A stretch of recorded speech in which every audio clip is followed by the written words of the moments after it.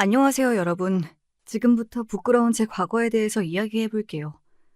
혹시 여러분도 부모님의 직업이 남들에게 말 못할 만큼 부끄러운 적이 있으셨나요? 사실 저희 아버지는 고물상을 오랫동안 하셨는데 저는 학창 시절부터 제가 결혼했을 때까지도 아버지의 직업을 절대 사람들에게 이야기하지 않았습니다. 누가 아버지의 직업을 대놓고 무시할 때도 저는 늘 찍소리도 못한 채 얼굴만 붉혔죠. 직업에 귀천이 어디 있냐고 배웠지만 여러분, 솔직히 세상은 그렇지 않잖아요? 다들 의사, 변호사 같은 직업만 좋아하니까요. 그리고 특히 굉장히 속물이었던 제 시어머니는 그 누구보다 저희 아버지와 아버지 손에 큰 저를 늘 무시하기 일쑤였습니다. 여러분, 하지만 인생사 세용지마라는 말이 있죠. 좋은 일도 나쁜 일이 될 수 있고 나쁜 일도 좋은 일이 될 수 있습니다. 정말 신기하게도 저희 아버지는 고물상이라는 직업 때문에 부자가 되었고 어머니는 돈을 벌게 해준 건물주 친구 덕분에 쫄딱 망하게 되었습니다. 참 이렇게 상황이 뒤바뀔 줄 누가 알았겠습니까? 지금부터 어떻게 두 집안의 상황이 완전히 바뀌게 되었는지 제가 겪은 정말 충격적인 일들을 말씀드릴게요. 먼저 저는 어머니가 일찍 돌아가셔서 아버지가 혼자 저를 키우셨습니다. 아침이고 밤이고 고물상 일을 하며 남부럽지 않게 저를 키우기 위해 아버지는 정말 열심히 사셨죠. 아버지는 고물상을 하셨지만 주변의 평판이 정말 좋아서 일도 나름 잘 됐고 시간이 날 때마다 틈틈이 책도 읽으셨습니다. 저는 아버지가 그렇게 고생하시면서도 저를 위해 단 한 번도 힘든 티를 내지 않는 것을 보고 정말 열심히 공부해야겠다고 생각했고 좋은 대학교에 들어가 번듯한 직장을 가지게 되었습니다. 이후 지인의 소개로 소개팅을 했는데 그때 봤던 남편과 성격이 너무 잘 맞아서 결혼까지 가게 되었어요. 사실 남편을 만나면서도 정말 끝까지 말하고 싶지 않은 비밀이 하나 있었습니다. 어느 날 남편이 부모님께 저를 인사시켜주고 싶다길래 이걸 말해야 하나 말아야 되나 계속 고민하고 있었는데 결국 남편에게 정말 들키고 싶지 않은 비밀을 들키게 되었습니다. 뭐야? 고물상 명함에 있는 이름 자기 아버님 이름 아니셔? 아, 혹시 그동안 아버님 직업에 대해 얘기하지 않은 게 고물상을 하셔서 그랬던 거야? 어? 그게... 남편에게 그토록 숨기고 싶었던 아버지의 직업을 들켰을 때 정말 쪽팔렸습니다. 아버지가 하시는 일도 쪽팔렸지만 제가 그걸 쪽팔리게 생각하고 있다는 사실을 들킨 게 더 수치스러웠어요. 더군다나 남편의 집안은 저희 집과 달리 굉장히 잘 살았습니다. 어머님이 건물주 친구분의 권유로 재테크를 하시면서 대출을 받아 건물을 매입했고 이후 큰돈을 벌었다고 들었습니다. 제가 어머님을 우연히 만나뵌 적이 있었는데 친구분들도 너무 기품 있고 교양 있어 보이시고 여러모로 저희 집과는 아예 분위기가 달랐습니다. 결국 저는 어머님을 보고 난 후 아버지께 절대 하면 안 될 말을 하고 말았습니다. 아버지, 요즘 몸도 안 좋으신 것 같은데 제발 일 그만두시면 안 돼요? 저 이제 결혼도 해야 하잖아요. 너 결혼 생각해서라도 내가 더 열심히 일해야 하는데 그게 무슨 말이니? 아빠 몸 걱정은 안 해도 돼. 이 일이 생각보다 얼마나 재밌는지 몰라. 아버지, 그게 아니라 고물상 일을 계속 하시면 제가 어떻게 아버지를 제 남편에게 소개할 수 있겠어요, 네? 제 말에 놀랐는지 아버지의 표정이 굳어지셨습니다. 그리고 아버지는 제가 놀랄 정도로 차분하게 말을 하셨습니다. 너 아빠의 직업이 부끄럽구나. 하지만 정말 미안한데 아빠는 고물상이라는 직업이 하나도 부끄럽지 않아. 잘 나가는 대기업 임원처럼 매번 돈을 많이 버는 건 아니지만 이 일은 정말 의미가 있어.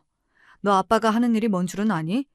요즘같이 쓰레기 많이 나오는 시대에 꼭 필요한 재활용 산업이야. 아빠는 고철, 폐지, 플라스틱, 유리, 가전제품 등의 다양한 폐기물을 수집하고 가공해서 다시 사용할 수 있는 자원으로 만들어 재활용 업체에 판매한단다. 사람들이 못 쓴다고 믿었던 쓰레기들에게 다시 생명을 불어넣는 이 직업이 아빠는 정말 행복해. 그러니까 다시는 이런 얘기 꺼내지 마렴.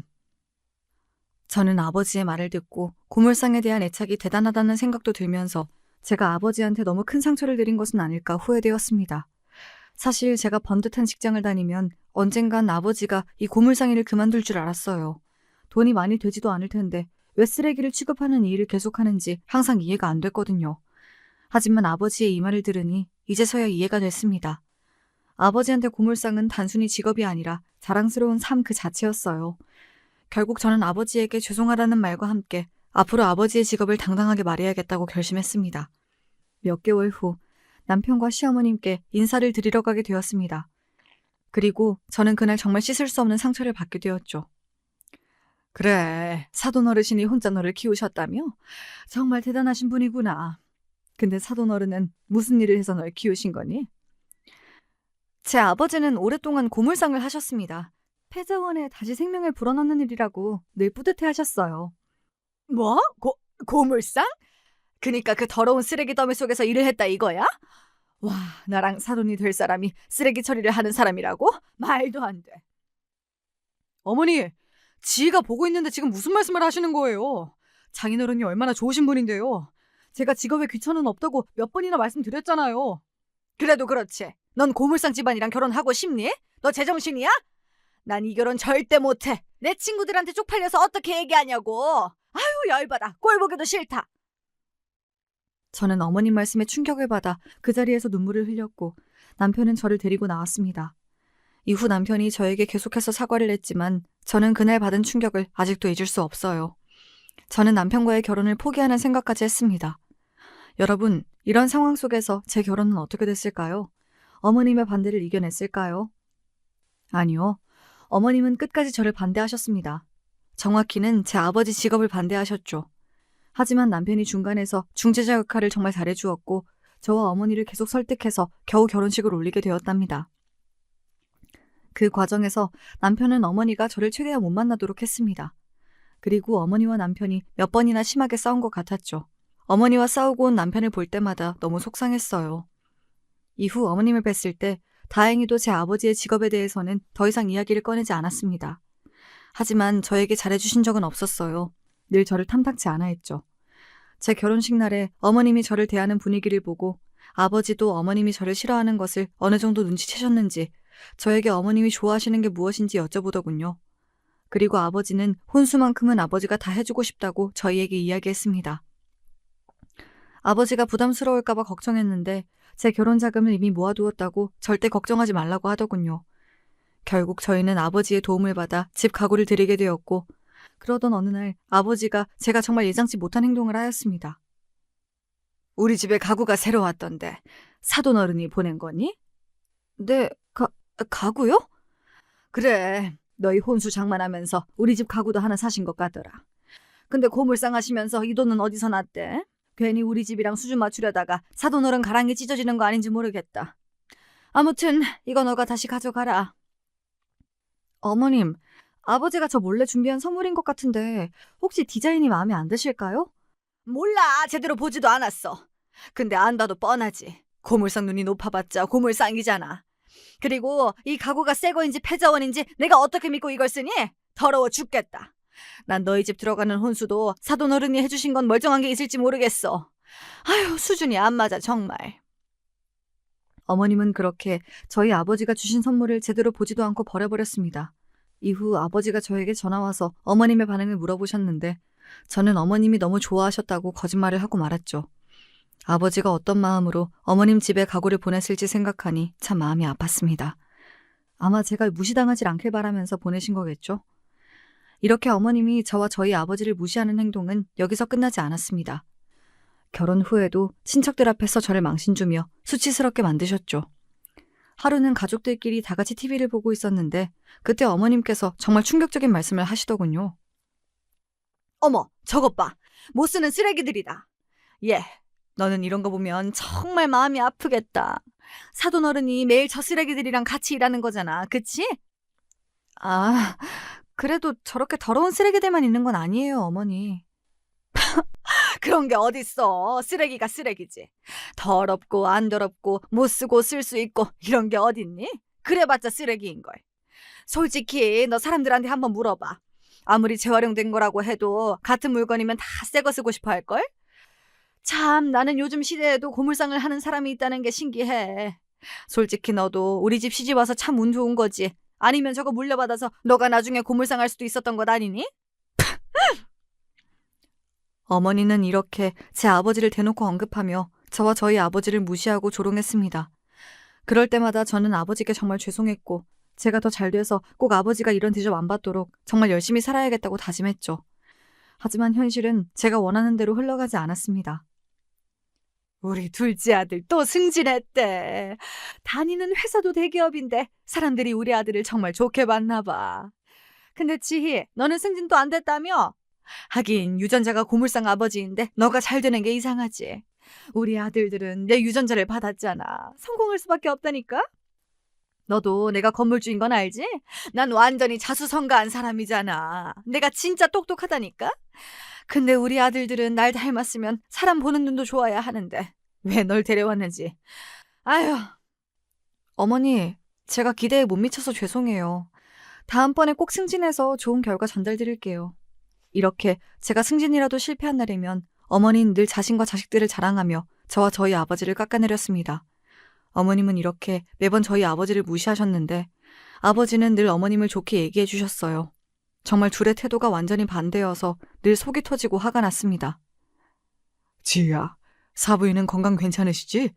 이거 내가 기업 사람들한테 받은 피로회복제인데 되게 비싼 거래. 사돈 가져다 드려.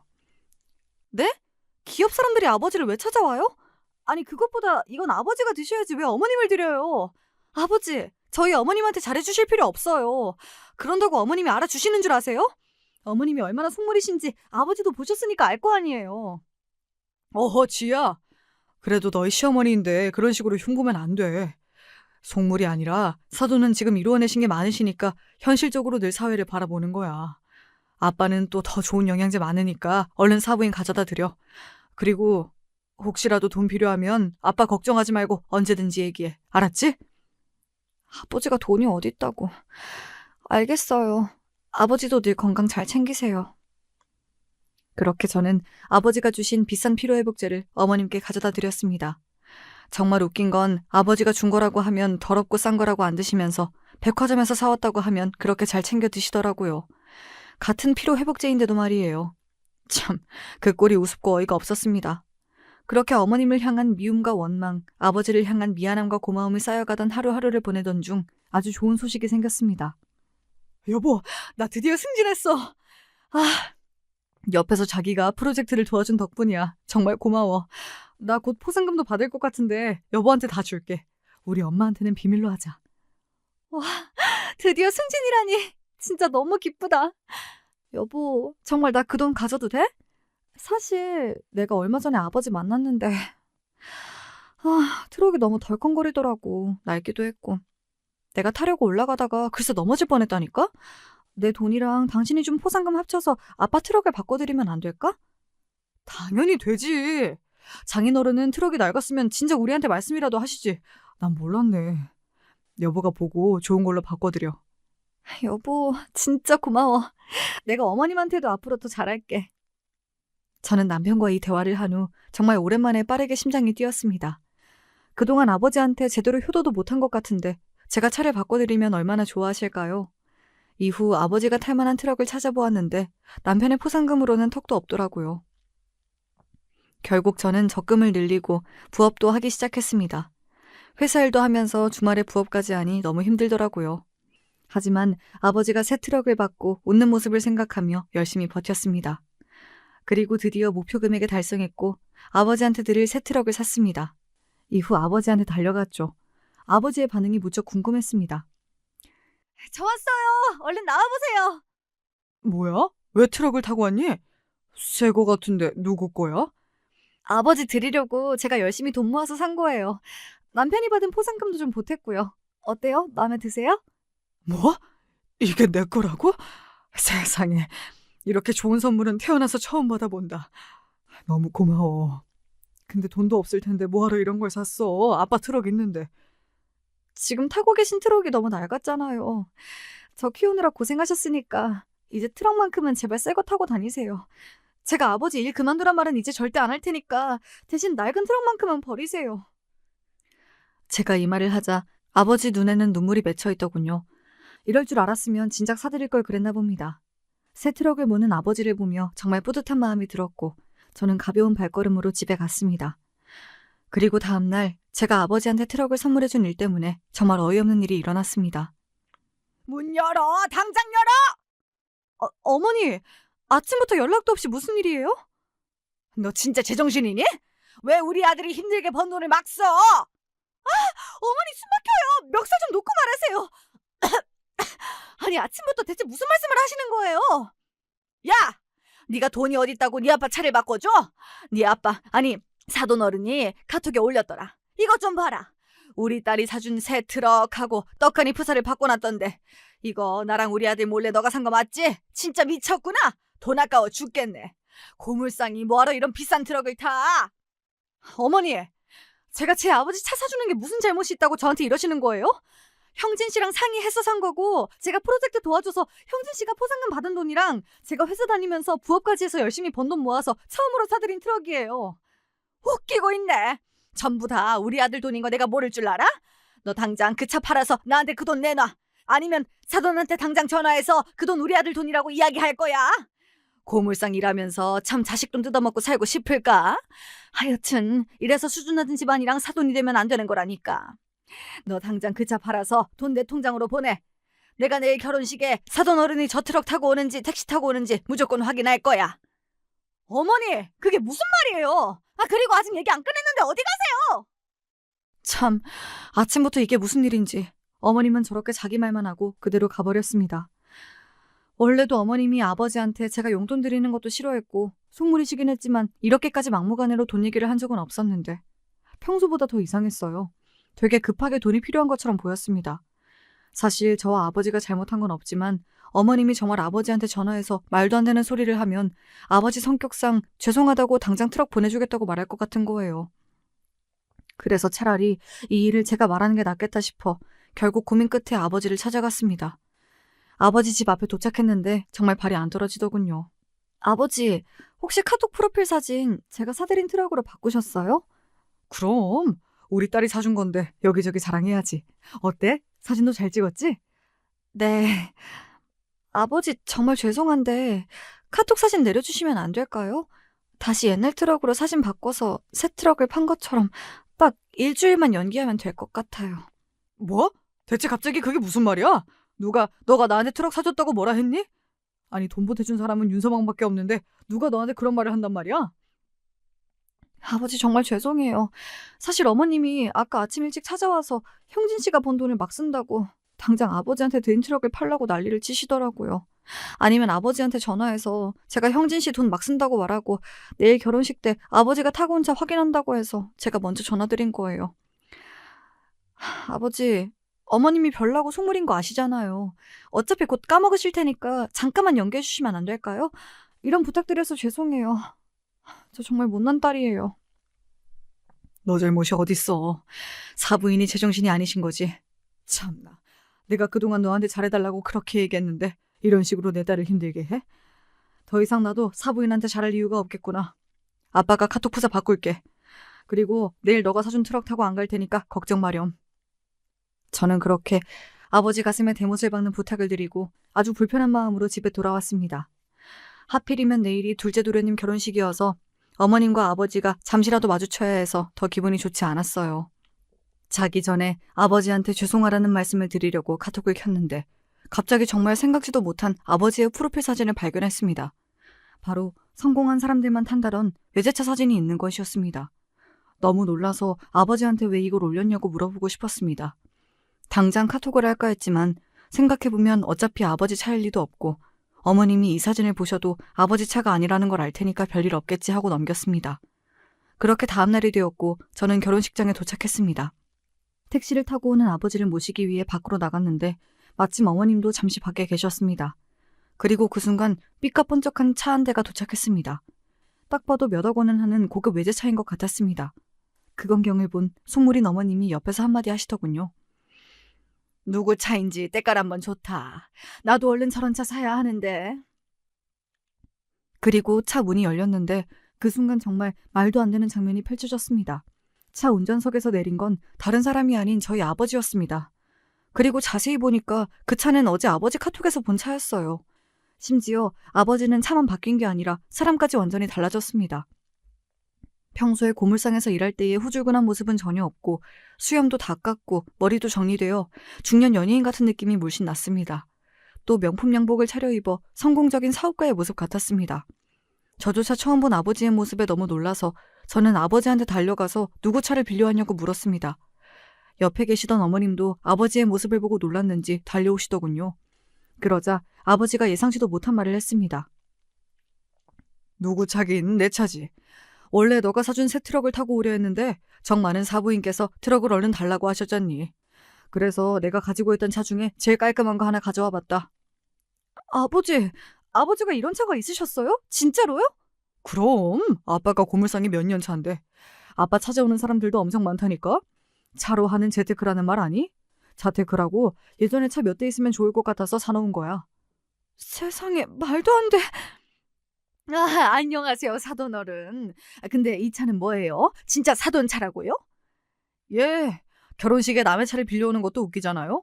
제가 제 딸이 새로 사준 트럭을 타고 오면 사부인이 하도 난리를 칠 것 같아서 그냥 제 차 가져왔습니다. 어떠세요? 아버지의 대답을 들은 어머님은 정말 놀란 것 같았습니다. 충격을 받았는지 아버지의 말에 대답도 없이 휘청이며 겨우 올라가시더라고요. 하지만 어머님만큼 저도 충격이 컸습니다. 아무리 생각해도 저 고급 외제차가 아버지 거라는 게 믿기지 않았고 지금 제 앞에 있는 사람이 아버지라는 사실은 더 믿을 수가 없었어요. 그렇게 저는 놀란 입을 다물지 못한 채 아버지와 함께 결혼식장으로 올라왔고 손님을 맞이하고 있는 둘째 도련님과 남편과 눈이 마주쳤습니다. 남편과 도련님도 아버지를 보자마자 입을 다물지 못하고 저희에게로 다가왔습니다. 둘은 아버지를 보고 회춘했다고 말하더군요. 아버지는 그저 웃으며 고맙다고 했습니다. 그리고 아까부터 어이없는 표정을 하고 있던 시어머니가 그 순간 저한테 다가와서 정말 끔찍한 말을 해댔습니다. 너 미쳤니? 내가 트럭 바꿔서 내 통장에 돈 넣으라 했더니 그 돈으로 더 비싼 외제차를 사? 네 아버지 불쌍하면 네 돈으로 해결하던가 왜 우리 아들 돈에 손을 대? 그 돈은 내 돈이라고 했잖아. 당장 네 아버지 외제차 팔아서 그 돈도 나한테 넣어. 아니면 내가 사람들 있는 앞에서 네 아버지 직업 다 밝혀버릴 테니까. 어머니, 제발 이러지 마세요. 저도 아버지가 어떻게 외제차를 타고 있는지 몰라요. 하지만 확실한 건 저랑 형진 씨가 사드린 게 아니라고요. 사돈, 지금 제 딸한테 뭐 하시는 거예요? 지금까지 제 딸한테 제 직업 밝힌다고 협박하셨나 본데 제 직업이 뭐가 어때서요? 제가 이래봬도 사돈보다 돈이 많을걸요? 그 차 제 돈으로 산 거니까 당장 제 딸한테 사과하세요. 참나, 자존심이 센 성격이신가 보네요. 사돈 어르신이 이왕 저희 대화 들은 김에 제가 하고 싶은 얘기 좀 할게요. 그동안 참다 말하는 건데 이건 정말 상도덕이 아니지 않나요? 지금 타고 온 차도 제 아들 돈으로 산 거잖아요. 참나 어이가 없어서 말이 안 나오네. 무슨 돈이 있다고 트럭 판 돈으로 더 비싼 걸 사요? 고물상 하다 보니까 쓰레기 더미에 양심도 팔아버렸나 본데 사위 돈으로 고급차를 사고 명품 양복을 사니까 뭐라도 된 것 같아요? 사람이 수준에 맞게 사셔야죠. 당장 저 차 팔고 저한테 그 돈 넘기세요. 그리고 쪽팔린 줄 아시고요. 참 웃기네요. 쪽팔린 줄 알아야 하는 건 둘째 아들 결혼식장에서 시끄럽게 사람들한테 민폐 끼치고 있는 사부인 같은데요. 그리고 이 차는 제 딸과 사위가 사준 게 아니라 온전히 제 돈으로 사둔 겁니다. 뭘 안다고 함부로 말하세요? 다시 한번 말하지만 사돈이 오해한 거니까 당장 제 딸한테 사과하세요. 지금 좋게 말하니까 제가 우스워요? 누굴 바보로 아나? 거지꼴로 다니던 사람이 이렇게 밖에서 왔는데 그걸 누가 믿어? 고물상하면서 쓰레기 팔아봤자 얼마나 번다고 저 고급 외제차를 사냐고? 이래서 사람 직업이 중요한 거야. 쓰레기나 팔더니 아주 거지 근성이 제대로네.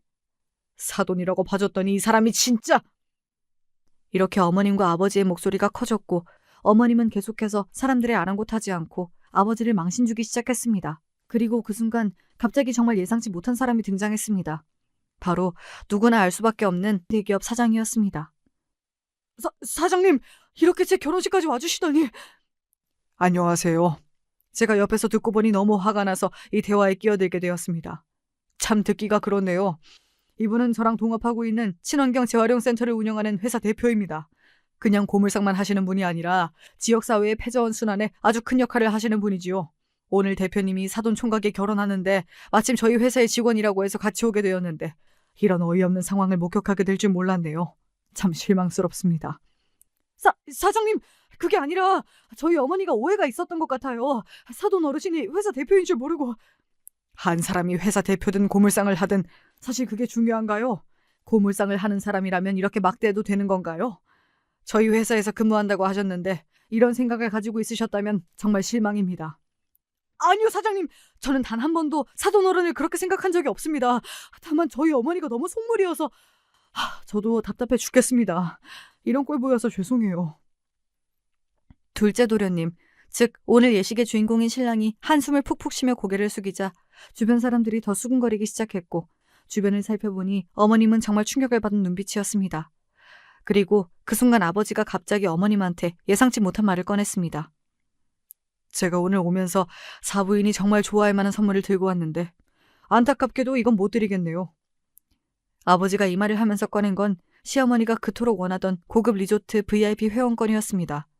사실 이 회원권은 어머니가 카톡 프로필을 해놓을 정도로 오래전부터 원하던 것이었어요.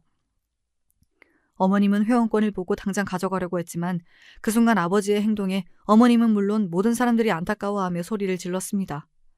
뭐야, 지금 저 비싼 회원권을 찢은 거야? 와, 진짜 돈이 얼마나 많으면 저럴 수 있지? 아까워 죽겠네. 안 돼. 세상에 저럴 거면 날 주지. 아이고 아까워라. 아버지가 어머님 앞에서 그 회원권을 당당하게 찢어버린 것입니다. 어머님은 충격을 받아 눈이 커졌고 찢어진 종이 조각을 챙기기 시작했습니다. 그리고 그 모습을 지켜보던 아버지가 어머님한테 얘기했습니다. 이렇게 예의 없고 무례한 사람한테 주긴 참 아까운 선물이죠. 이 말을 듣고 시어머니는 정말 멘붕 상태에 빠진 듯 했습니다. 그동안 당당하게 제 아버지를 무시했었는데 이 순간에는 아무런 말도 하지 못했죠. 어머님의 표정은 일그러졌고 눈으로 아버지를 째려보고 있었습니다. 그리고 아버지와 대기업 사장님은 웃으며 결혼식장을 빠져나갔고 어머님은 갑자기 소리를 지르며 분노하기 시작했습니다. 그동안 자신이 무시하던 사람에게 완전히 무시당했다는 사실에 이성을 잃어버린 것이죠. 그리고 이 모든 광경을 지켜본 친척분들이 수군거리는 소리가 들렸습니다. 와, 저분이 정말 고물상 하신다는 분 맞아? 그동안 첫째 아들이 가난한 고물상 사돈이랑 결혼했다고 난리를 치더니 뭐야, 완전 잘 나가는 사람이었네. 참나, 무시할 만한 사람이 아니었는데? 저 대기업 사장 정말 유명한 사람인데 저렇게 같이 다니는 거 너무 멋있다. 진짜 대단한데? 그렇게 저희 아버지를 고물상이라고 무시하던 시선들도 한순간에 바뀌기 시작했습니다. 그리고 안타깝게도 둘째 도련님은 가장 행복해야 할 결혼식 날 이미 혼이 나간 듯 했습니다. 어머님의 눈에도 후회와 걱정이 가득했죠. 남편과 제가 어떻게든 이 분위기를 수습해보려 했지만 사실상 불가능이었습니다. 사실 이 모든 건 어머니가 만든 결과였죠. 제 아버지를 공개적으로 무시하지만 않았다면 이 모든 일들이 일어나지 않았을 테니까요. 그렇게 놀라움의 연속이었던 논란의 결혼식이 끝나고 저는 아버지와 대화를 나눴습니다. 사실 제가 가장 궁금한 건 고급 외제차였어요. 저도 고물상 직업이 돈을 많이 벌 거라고 생각하지 못했기 때문에 대체 아버지가 저 차를 어떻게 가지고 있는지 너무 궁금했습니다. 아버지께 오늘 결혼식에서 봤던 차를 대체 언제 샀냐고 물어보았더니 제가 생각지도 못한 이야기를 꺼내더군요. 아버지는 그동안 고물상을 하면서 재테크 관련 공부를 하였고 친환경 재활용 산업에 늘 관심을 가지고 있었다고 하네요. 이후 이 사업에 관심이 많은 대기업에게 먼저 프로젝트를 제안해 지역의 재활용 쓰레기와 기업에서 발생하는 쓰레기를 처리하는 프로젝트를 진행하였다고 합니다. 그리고 프로젝트의 성과가 좋아서 돈을 많이 벌 수 있었다고 해요.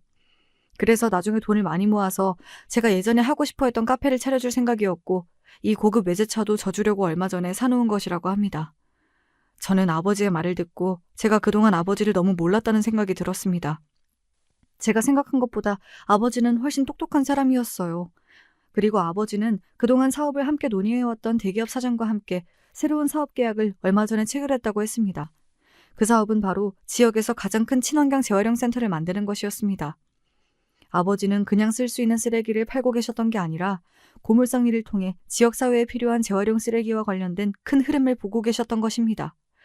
세상에, 아버지가 대기업과 동업자가 되었다니. 저는 정말 이게 꿈인지 생시인지 구별이 안 갔습니다. 이후 저는 아버지한테 더 많은 이야기를 듣기 위해 남편에게 며칠 동안 아버지와 함께 있겠다고 이야기했습니다.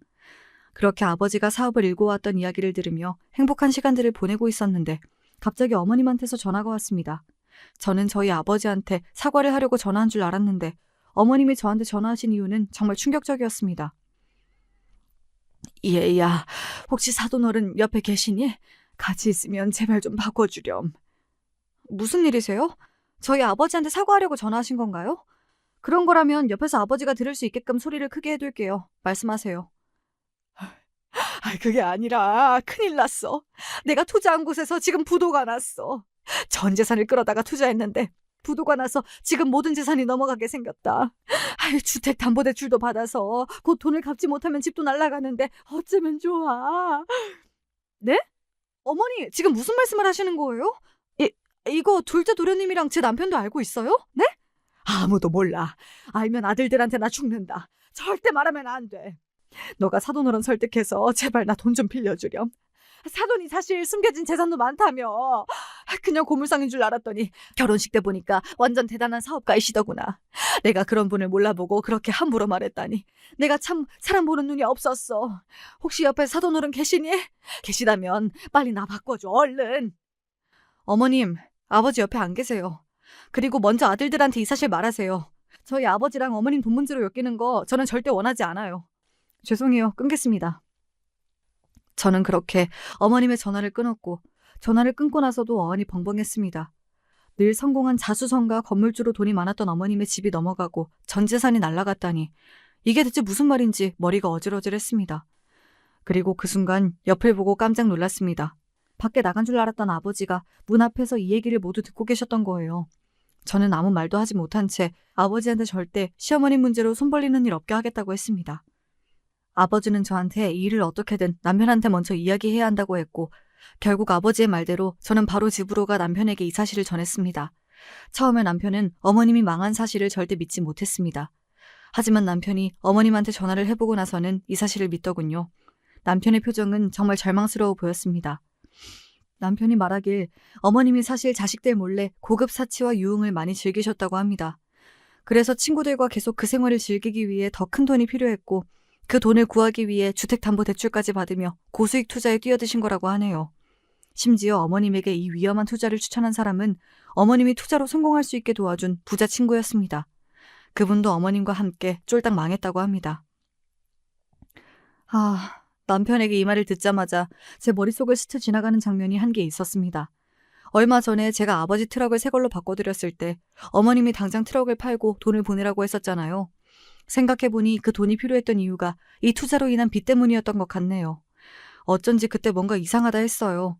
아휴, 어머님은 결국 그 빚 문제로 인해 시댁의 모든 재산을 날렸고 아들들한테도 버림받을 위기에 놓이게 되었습니다. 남편은 저에게 이 상황이 너무 힘들고 어머님이 너무 밉다고 했어요. 그리고 제 아버지가 부럽다고 하더군요. 사실 어머님의 빚 문제가 드러나기 전에도 둘째 도련님 결혼식이 끝나고 집에 돌아와서 둘째 도련님과 어머님이 한바탕 싸웠다고 합니다. 엄마 진짜 미쳤어? 내 결혼식장에서 누가 그렇게 큰 소리를 내? 그리고 하필 그 대상이 내가 다니는 회사 사장님이랑 동업하는 사돈 어른이냐고. 나 이제 회사에서 잘리면 어떡해? 그동안 엄마가 사돈 어른한테 그렇게 못되게 굴었으니까 나한테도 불똥 튈 수 있는 거 아니야? 안 그래도 요즘 상사한테도 미움받고 있어서 다음 승진 걱정인데 사돈 어른이 우리 회사에 진짜 영향력 있는 사람이 되면 내가 어떻게 살아남겠냐고. 내가 이렇게 될 줄 알았니? 이게 고물상이 대기업이랑 협업해서 잘 될 줄 알았으면 내가 그렇게까지 안 했지. 내가 사돈 어른께 사과드릴 테니 걱정 마. 엄마, 지금 그걸 말이라고 하세요? 제가 사돈어른 무시하지 말고 사람들 사람으로 예의 챙겨달라고 예전부터 부탁드렸잖아요. 장인어른이 지금 제일 큰 친환경 재활용 센터를 운영하시고 대기업들이랑 프로젝트도 앞으로 더 많이 하실 텐데 그동안 엄마가 장인어른한테 함부로 굴어서 장인어른이 우리한테 무슨 도움을 주겠냐고요. 그래, 나도 그렇게 생각해. 내가 왜 그랬는지 모르겠다. 정말 후회하고 있어. 내가 고물상한테 잘 보여야 될 상황이 있을 줄 어떻게 알았겠냐고. 몰라, 머리 아파. 정말 돈 많은 줄 알았으면 진작에 잘해둘걸. 사돈은 이때까지 왜 그 사실을 숨긴 거야. 아유, 망했어. 어쩐지 결혼식이 끝나고 어머님이 그동안 고물상이라고 아버지를 무시해서 미안하다는 장문을 보내왔는데 아들들과 이런 일이 있었나 보네요. 어머님은 결혼식장에서 충격적인 사실이 밝혀진 후 그동안 저희 아버지를 무시해왔던 모든 행동이 자신과 아들들한테 되돌아올까 두려워하는 것 같았습니다. 아버지한테 어머님이 보낸 장문의 메시지를 보여줬지만 아버지는 어머님의 사과를 받아주지 않으셨어요. 그런데 누가 봐도 당장 급한 불을 끄기 위한 억지 행동 같았습니다. 남편은 그동안 어머님이 아버지한테 한 행동이 너무 신경 쓰였는지 계속 저에게 장인어른께 너무 죄송하다는 말을 반복했습니다. 그리고 둘째 도련님이 혹시라도 회사에서 잘리진 않을까 걱정하길래 제가 저희 아버지는 절대 그럴 사람 아니니 걱정 말라고 얘기해 주었습니다. 이후에도 남편은 아버지한테 잘 보여야 된다고 생각하는 것 같았어요. 그래서 저는 남편에게 아버지가 해준 말을 그대로 전달해 주었습니다. 여보, 아버지가 당신한테도 이 말 전해달라 했어. 아버지가 재산이 많든 적든 대기업과 협업을 하는 회사 대표든 고물상이든 예전이랑 아무것도 달라지지 말고 그냥 똑같이 대해달래. 그리고 언제든지 정신적으로든 물질적으로든 도움이 필요하면 얘기해달라고 했어. 제 말을 들은 남편은 안도의 한숨을 내쉬었습니다. 그렇게 남편과 대화를 나누고 있는데 어머님이 갑자기 전화가 오더군요. 제발 불길한 예감이 틀리길 바랬습니다. 아들아, 큰일 났어. 우리 집 넘어가게 생겼다. 지금 빨간 딱지 붙고 사람들 찾아왔어. 너무 무섭구나. 이제 어쩌면 좋아. 너 돈 좀 없니? 제발 돈 좀 구해다오. 결국 저와 남편이 우려했던 일이 일어나고 말았습니다. 어머님의 집이 넘어간 것입니다. 남편은 충격에 휩싸인 듯 울부짖었고 저는 어떻게 할지 몰라 아버지한테 이 모든 사실을 말씀드렸습니다. 그리고 다음 날 제가 깜짝 놀랄 만한 일이 일어났습니다. 갑자기 남편이 저한테 고맙다고 장문의 메시지를 보낸 것이었습니다. 아버지가 저 몰래 남편에게 어머님을 도와드리라고 돈을 보내준 것이었어요. 그리고 더 놀라운 사실은 남편이 너무 죄송해서 이 돈을 못 받겠다고 하자 아버지가 월급을 미리 보낸 것이라고 생각하라고 말했다더군요. 남편이 무슨 말인지 여쭈어봤더니 아버지가 친환경 재활용 센터가 전국으로 확장되어서 지역별 대표가 필요하기 때문에 남편한테 일을 같이 하자고 제안했다네요. 지금 일이 너무 잘 되고 있는데 일손이 부족하다고 사업을 도와달라고 말씀하셨답니다. 이후 저와 남편은 아버지가 운영하는 친환경 재활용 사업 일을 같이 하게 되었습니다. 저희가 다니던 회사는 어떻게 하냐고 물어보실 수도 있는데 저희가 다니던 회사보다 복지, 월급이 훨씬 좋았기 때문에 고민 없이 회사를 그만둘 수 있었습니다. 그리고 아버지는 남편의 월급을 정말 두둑하게 잘 챙겨주었어요. 남편은 아버지가 월급을 많이 주시는 게 일부러 어머님 빚 때문에 남편이 힘들어하는 것을 알고 배려한 것이 아닐까 생각했답니다. 첫 월급을 받고 남편은 감격의 눈물을 흘렸고 어머님이 워낙 많은 재산을 투자해 그 모든 빚을 다 갚을 순 없었지만 그래도 급한 불은 끌 수 있었다고 합니다. 일을 하면서 느낀 건데 정말 아버지가 하는 사업 전망이 너무 좋더라고요. 저는 이 일을 아버지와 같이 할 수 있다는 사실이 너무 다행이었습니다. 그리고 아버지는 저희에게 또 다른 제안을 하셨습니다. 이 제안을 듣고 저는 정말 아버지가 대단하다는 생각이 들었어요. 저라면 도저히 이 생각까지는 못할 것 같았거든요. 그 제안이 무엇인지 여러분도 들으면 깜짝 놀라실 거예요. 너희가 괜찮으면 사부인도 일을 하는 건 어떨까? 아무래도 지금 빚을 갚으려면 돈을 벌어야 할 테고 그래도 우리 일이 지금 하고 계시는 식당 일보단 나을 것 같거든. 일의 강도나 월급 측면에서도 훨씬 괜찮은 것 같고 너희 생각은 어떠니?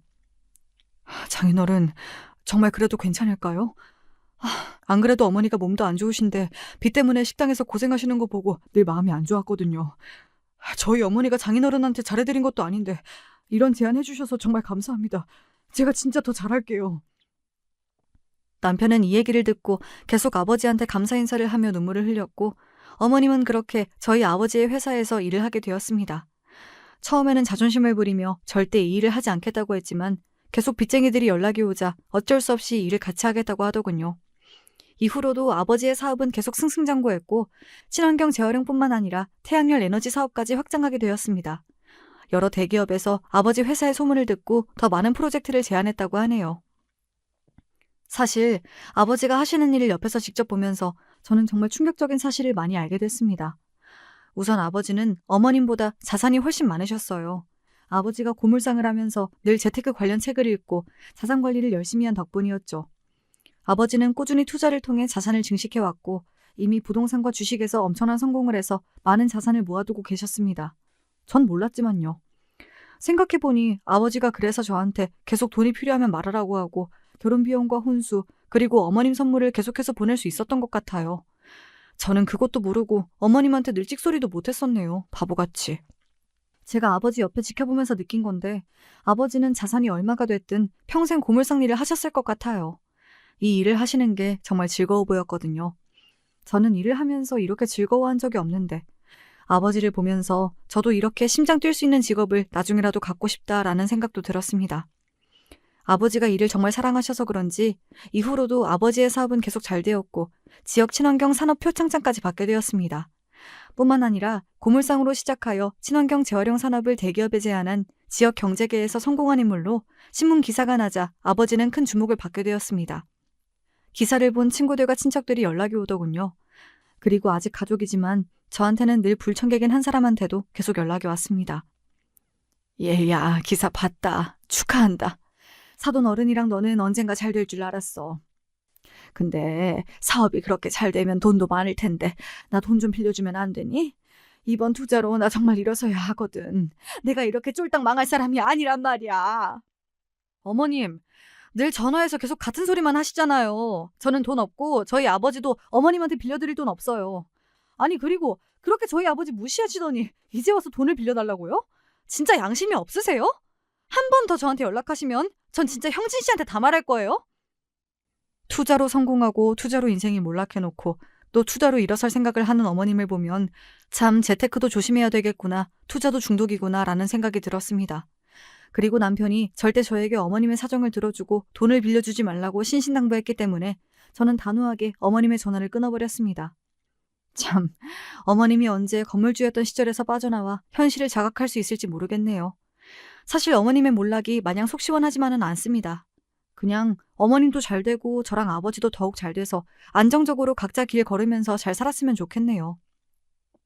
이렇게 안 좋은 끝을 맞이하게 된 시어머니와 달리 저희 아버지는 이제 명예도 돈도 모두 갖춘 사람이 되었습니다. 예전엔 아버지의 직업이 부끄러웠지만 지금은 아버지의 직업을 사람들에게 자신 있게 말하지 못했던 제 과거가 제일 부끄럽습니다. 여러분, 저는 이제 직업에 귀천이 없다는 말을 믿습니다. 어떤 직업이든 내가 어떻게 하느냐에 따라 사람들의 시선과 버는 돈도 달라질 수 있거든요. 하지만 성공했다가 몰락한 시어머님을 보며 직업엔 귀천이 없어도 사람에는 귀천이 있다고 생각하게 됐죠. 참, 사람이 성공하는 것도 한순간인데 망하는 것도 한순간이더라고요. 아버지와 남편과 함께 이 사업을 더 잘 키워서 제가 정말 성공하게 되더라도 저는 평생 겸손하게 살려고 합니다. 길었던 제 이야기 마치겠습니다. 여러분의 인생에 제 사연이 도움이 됐길 바랍니다. 지금까지 제 이야기 들어주셔서 감사합니다.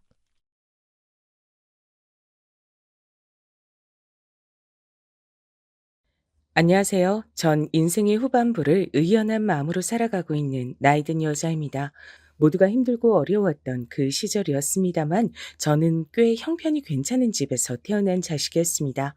집안에 있는 문제라고 해봤자 당시에 팽배했던 남아 선호 사상으로 인해 딸들이 차별을 당한다는 정도가 전부였던 것 같네요. 제 친정 아버지께선 일찍이 사업을 시작하신 분이었습니다. 엄마께선 원체 어려운 형편 속에 자라나신 분이었어요. 외가는 하도 가난해서 오죽하면 가족들이 뿔뿔이 흩어져 살았던 집안이었습니다. 그런 집안에서 난 분이셨으니 돈이 없어서 쫄쫄 굶어야 했던 서름에 비하자면 시집살이로 겪는 각종 구박들을 참아낼 만한 것이라고 엄마께선 제 앞에서 그런 말씀을 하신 것이었겠죠. 저는 그런 얘기를 들으며 제가 딸이기 때문에 남동생보다 예쁨을 받지 못하고 자주 혼이 나면서 사는 것이 가난하기 때문에 끼니를 굶으며 사는 것보단 나은 것이란 생각을 했던 것 같아요. 그런 식으로 전 저만의 긍정적인 지점을 찾아가던 아이였죠. 그러다 제가 가진 그 긍정적인 희망이 박살나고야 말았습니다. 교통사고가 났어요. 저희 집의 자랑이기도 했던 자동차가 완전히 형체도 알아볼 수 없을 만큼 찌그러져 버린 대형 사고였습니다. 차량에서 튕겨져 나가 풀숲으로 떨어지셨던 엄마께선 목숨을 부지하실 수 있었습니다. 그러나 친정아버지와 제 남동생은 그 자리에서 숨을 거두고 말았어요. 전 그날 친척집에 가서 그곳을 청소하는 일을 하고 있었습니다. 청소나 해야 하는 것에 서러움을 느끼고 있었는데 그런 끔찍한 소식이 들려와서 전 그게 현실이 아닌 줄로만 알았습니다. 잘못 들은 줄 알았지만 현실이었죠. 내 아들, 불쌍한 내 아들 살려내. 내 손주 강아지 살려내. 이럴 순 없는 거야. 어떻게 하늘이 이토록 무심할 수가 있어? 몸부림을 치시는 친할머니의 모습이 어린 마음에 너무 무서워서 전 울음을 터뜨렸습니다. 친척 어른들께서 저를 친정엄마께서 계시는 병원으로 데려가 주셨죠. 그리고 수술은 무사히 끝났으나 의식을 찾지 못하고 계신 친정엄마의 상태를 보고 눈물이 하염없이 흘렀습니다. 그리고 세상에 존재하는 모든 신을 향해서 빌고 또 빌었어요. 제발 우리 엄마만은 살려주세요. 엄마까지 없으면 저는 못 살아요. 어린 제가 혼자 어떻게 살아가라는 거예요. 그러니까 우리 엄만 꼭 좀 살려주세요.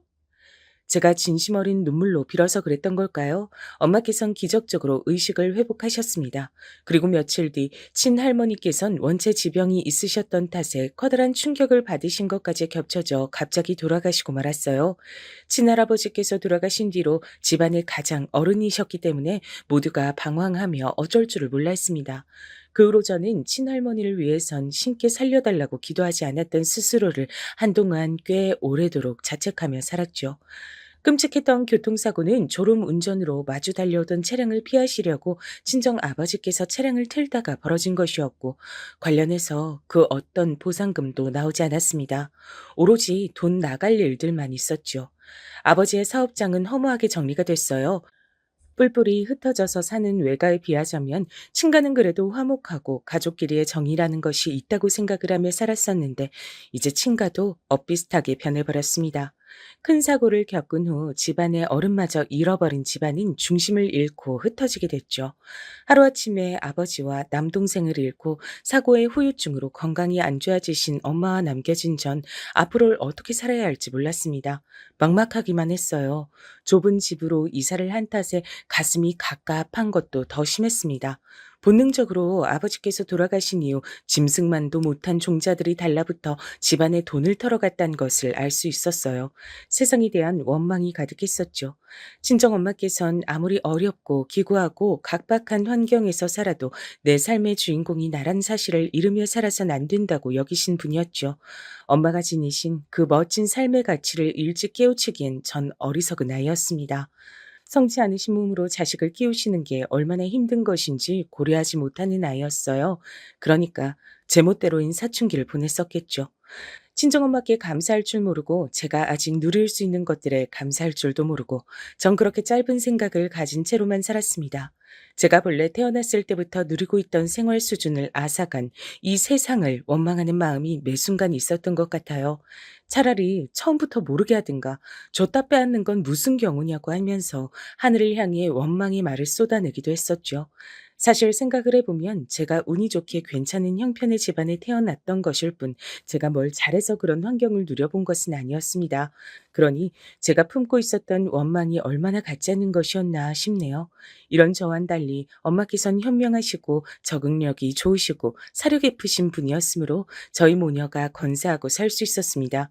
제가 친구들과 어울리는 것에만 집중하고 빠져 지내다가 몇 번 이상한 남자한테 코가 꿰일 뻔하기도 했었는데, 그럴 때마다 그런 절 재빠르게 눈치채 주시고 말리기도 해주셨죠. 순이야, 네가 가진 불만이 뭔지, 어떻게 살고 싶은 건지 난 다 알아. 내가 널 낳고 키운 엄마니까. 그러니까 내 말을 들으렴.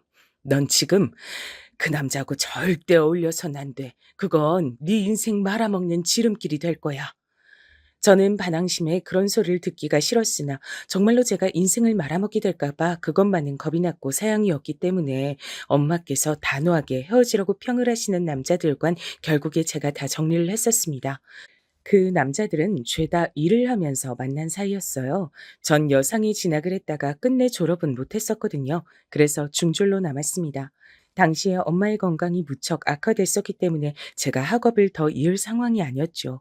저도 고등학교 졸업장에 커다란 미련이 없었기에 별로 안타깝진 않았어요. 묵묵히 친정 엄마를 돌보며 일을 다녔습니다.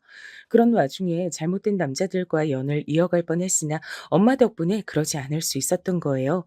꾸준히 일을 하지 않으면 안 될 환경이었기 때문에 어쩔 수 없이 계속해서 일을 해나갔습니다. 세상의 모든 어른들이 일을 하고 싶어 하는 게 아니라 할 수밖에 없기 때문에 일을 하는 것임을 그 시기에 제대로 깨달았었죠. 동시에 친정엄마께서 편찮으신 몸으로 절 책임지시려고 그간 얼마나 힘들게 일을 해오셨던 것인지 그 점도 깨닫게 됐습니다. 뒤늦게 죄송한 마음이 밀려왔어요. 이제 좀 정신을 차리고 효도를 해보려고 했는데 너무 늦은 뒤였습니다. 건강을 회복하시나 싶었던 엄마께서 어느 날 쓰러지셨습니다. 병원에서 간신히 의식을 찾으셨던 엄마께선 절 보자마자 미안하다고 말씀해 주셨어요.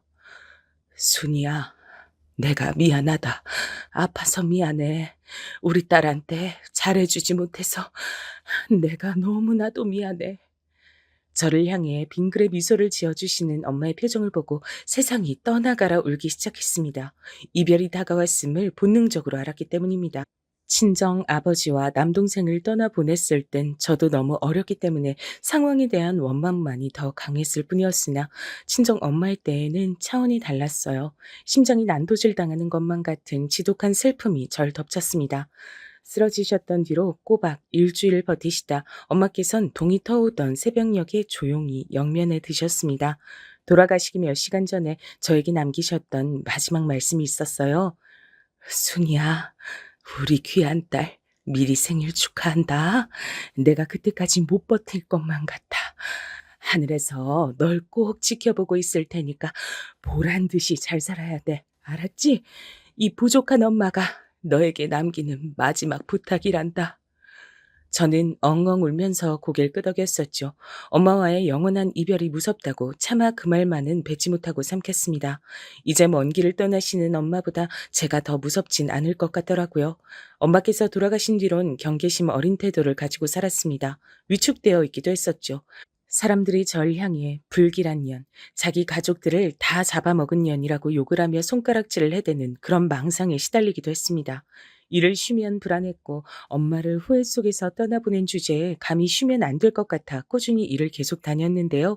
그런 저를 성실하다고 평을 해주며 지켜본 사람들이 있었더라고요. 그 사람들이 저에게 인생 선배랍시고 결혼을 권했습니다. 결혼을 하면 제 편도 만들 수 있고 제 가정을 꾸리면서 안정적인 마음을 가지며 살아갈 수 있다고 다들 그렇게 말을 해줬어요. 전 솔깃했지만 엄마께서 제가 이상한 놈한테 코가 잘못 끼일까 봐 걱정하셨던 것을 떠올렸습니다. 이상한 놈한테 잘못 걸려 인생을 망칠 바엔 영영 혼자인 게 나을 것이었죠. 그래서 제가 낸 묘안이 있었습니다. 아시겠지만 전 가족이 없어요. 부모님하고 동생이 다 떠났는데 저만 이렇게 살아있거든요. 이런저라도 결혼하기 괜찮다는 남자여야 하고요. 그리고 무엇보다 주머니 사정이 넉넉해야 합니다. 전 돈이 없어서 눈물 나게 힘든 거, 아껴 쓰느라고 줄임배를 움켜줘야 하는 거, 이런 건 사절이거든요. 돈 걱정은 제가 안 하고 살 수 있게 해줄 수 있는 남자였으면 좋겠어요. 그런 남자가 아님 싫습니다. 제가 원하는 정확한 조건을 내건 것이었어요. 그러자 저에게 결혼을 권했던 자칭 인생 선배들이 혀를 내두르며 저마다 고개를 흔들었었죠. 그런 조건의 남자가 저 같은 여자와 대뜸 결혼할 리가 없으니 정신 좀 차리라고 저한테 그런 말들을 하는 눈빛이었습니다. 전 굴하지 않았어요. 타협할 이유도 없었죠. 가족도 없으니 무대뽀 정신을 발휘하며 사는 게 낫겠다 싶었습니다. 그런데 놀랍게도 이런 저의 이야기를 우연히 전해 듣고 저와 한번 만나보고 싶다는 남자가 등장을 한 겁니다. 그쪽에서 저와 만나보고 싶다는 얘기를 전해 들었을 때 제가 단호하게 반응을 보였었죠. 그거 혹시 미친놈 아니에요? 제가 정신병자 사양이란 조건을 깜빡하고 안 넣은 것 같은데 어떡하죠? 정상인이 아닐 것 같았어요. 하지만 한번 만나나 보자 싶어 마련된 자리에 나갔고 잘생기진 않았어도 수더분한 인상의 남자를 보고 내심 놀랬습니다. 너무 평범했고 정신병자와는 거리가 먼 인물이었기 때문입니다. 절 호기심에 만나보고 싶었던 그 남자와 놀랍게도 전 단 6개월 만에 결혼을 하게 됐답니다. 그 배경엔 민망한 이유가 있었어요. 교제를 하기로 한 지 3개월이 지나가던 무렵 남편이 집안에 저와 만나는 걸 들켰던 거예요. 당시 시어머니께선 남편에게 어떤 여자를 붙여주시기라고 만반의 준비를 다 해놓으신 상태였는데 갑자기 남편이 당황하는 반응을 보이면서 여자에 관심이 없다는 등 이런 변명을 해대니까 수상하게 여기셨던 거예요. 그래서 남편이 절 만나고 있다는 걸 금세 알게 되셨죠. 시어머니께선 당신의 귀한 아들이 고작 저 같은 것과 만나고 있다는 것에 기함을 하셨고 결단코 용납할 수 없다고 하셨습니다. 결혼 안 하고 만나보기만 하겠다는 것도 난 싫어. 무조건 싫고 반대니까 당장 헤어져라. 하지만 격렬한 반대에 부딪히자 남편은 오히려 저를 더욱 원하게 됐던 것이죠. 엄마께선 생전에 호된 시집살이를 당하시던 무렵에 다시 시간을 돌릴 수 있다고 해도 친정 아버지와 결혼을 하실 거라고 저에게 말씀을 하셨던 적이 있었어요. 제가 그 이유를 여쭤봤었는데 아버지 정도면 어쨌든 자기 처자식을 책임져야 한다는 생각이 강한 남자기 때문에 인생을 함께할 동반자로 적합하다 그러셨죠. 남편을 보면서 엄마의 발언이 전 떠올랐고 왠지 제 인생을 맡겨도 될 것 같다는 기분에 사로잡혔습니다. 그래서 손뼉이 마주쳤고 박수 소리가 났던 겁니다. 저와 남편 사이에서 생명이 싹튼 것이었죠. 전 원래 달마다 월경이란 걸 규칙적으로 했던 몸이었기에 임신 사실을 바로 알아차릴 수 있었습니다. 그때부턴 속전속결이었어요. 시댁에서 임신한 몸이 된 절 받아줬던 거죠. 그러나 가뜩이나 절 마음에 안 들어하고 있던 시댁 사람들에게 임신을 하여 어쩔 수 없이 받아주게 된 저란 존재는 미운 오리 새끼 같은 것이었어요. 아니, 그건 표현이 좀 귀엽네요. 저는 조금의 귀여움도 받지 못하는 존재였으니 더 못했던 듯 싶습니다. 저를 눈의 가시로 여기는 시댁 사람들의 눈총을 받으며 심란해지던 순간마다 저는 친정엄마를 떠올렸습니다. 뭐 하나 내세울 것 없던 보잘것없는 친정을 두었던 탓에 한없이 머리를 숙이시며 사셨지만 그럼에도 가난해서 굶는 생활은 하지 않기에 결혼해서 다행이라고 말씀을 하셨던 그분의 꿋꿋하던 모습을 떠올리며 나라고 못할 거 있나 라는 마음을 먹었습니다. 저도 친정엄마처럼 굳건하게 버티면서 그렇게 살아볼 요량이었어요. 길에서 만나는 아무 아가씨를 데려다가 놔도 열이면 열 전부 다 너보단 나을 거다. 우리 아들이 왜 하필 너 같은 것한테 눈길이 갔을까? 그걸 막지 못한 게 내 인생에서 가장 천후의 한이야. 내가 엄마로서 자격이 실격인 것 같아. 너라는 오물을 우리 아들의 인생에 묻히게 두다니. 널 보고 있으면 내가 엄마 자격 실격이란 생각이 들어서 아주 기분이 나쁘구나. 시어머니께선 서슴없이 저에 대한 불만을 그렇게 표현하시던 분이었습니다. 좋은 소리만 들어도 쉽게 귀가 펴지 못할 상황이고 환경이었는데 그런 구박만 듣고 있자니까 정말이지 저야말로 기분이 나쁘더군요. 불러오는 벨을 매만지며 기분 나쁜 감정들을 억지로 삼켜내곤 했었죠. 어느 날 시어머니께선 제 머리통을 세게 후려치시기도 했어요. 함께 부엌 일을 하고 있던 와중이었는데 제 손끝이 야무지지 못한 게 보여서 당신의 기분이 상했단 것이 저의 죄목이었습니다. 맞은 머리가 아파서 서러워하고 있는 저에게 시어머니께선 엄살 떨지 말라며 짜증을 내셨어요. 만일 네가 임신 중이 아니었다면 등짝이며 엉덩이를 내가 마음먹고 세게 걷어차줬을 일이야. 임신했으니 크게 봐주는 거라고도 하셨습니다. 시어머니께서는 저에게 살림을 알려주시겠다는 명목으로 절 항상 부려먹으셨어요. 가뜩이나 임신을 해서 둔하고 힘들어진 몸으로 저는 시도 때도 없이 시어머니의 부름에 움직이며 노동을 해야만 했습니다. 만약 제가 당신의 부름에 굼뜨게 행동이라도 하면 시어머니께서는 격렬한 분노를 표하시며 집안의 물건을 막 집어던지기도 하셨죠. 온 집안 식구들 불행하게 다 죽어버렸지. 중학교만 간신히 나왔지. 당연히 수준의 재산이랄 것도 없지. 이런 너 같은 며느리를 내가 왜 들였을까? 너 같은 것에게 우리 집안의 핏줄을 봐야 한다니 기가 막히고 통탄할 일이야. 너 때문에 내가 화를 참고 사느라 아주 죽겠다. 이러다가 애기 태어나는 것도 보기 전에 내가 화병으로 죽지 않을까 싶네. 너는 나한테 조금이라도 미안한 게 있다면 네 죄를 항상 뉘우치는 마음으로 살아야 한다. 감히 너 같은 게 우리 집안에 발을 들인 중죄. 제가 더 나이가 들어서 치매가 걸리기 전까진 시어머니의 각종 막말을 절대 잊을 수 없을 것만 같아요. 스스로를 괜찮다며 달래봤으나 그게 다 결국은 제 안에서 상처로 남은 모양이었습니다. 제가 시어머니께 잘 보이려고 노력을 안 한 것도 절대 아니었죠. 오히려 매번 구박을 받으면서도 시어머니께 살가운 며느리가 되어보려고도 성격에도 맞지 않은 해사한 미소를 지으며 귀염성 있게 굴려고 많이 해봤었어요. 곁에 다가가 애써 이런저런 말씀도 붙여봤었고요. 그럼에도 항상 냉담한 반응에 부딪혀야만 했었죠. 너는 그냥 아무것도 하지 않는 게 그나마 가장 복이 났단 생각도 내가 가끔은 드는구나.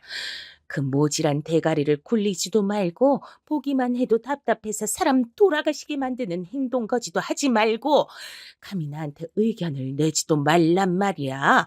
애나 잘 낳고 고분고분하게 입이나 닥치고 살아. 그런 잔소리가 머리 위로 쏟아질 때면 수치심으로 얼굴이 뜨거워져서 고개를 들기가 어려웠던 기억이 납니다. 결혼 전의 인생과 결혼 후의 인생이 완벽하게 달라진 것 같아 그 이전까지의 저는 대체 어디로 사라졌는가 하는 궁금증도 들더라고요. 자신감이니 하는 감정들도 사라져 있었죠. 하루하루가 너무나도 우울했고 남들 다 있는 친정이 저한테는 없으니 이 세상에 제 편 하나도 없다는 생각이 들어 철저한 외톨이가 된 것만 같았죠. 그래서 전 아들이 정말 소중했습니다. 그런 모진 소리를 다 들어가며 제가 애지중지 뱃속에서 키워낸 아들이 세상에 태어났을 때 그간의 모든 서름이 씻겨 사라지는 것만 같은 느낌도 들었어요.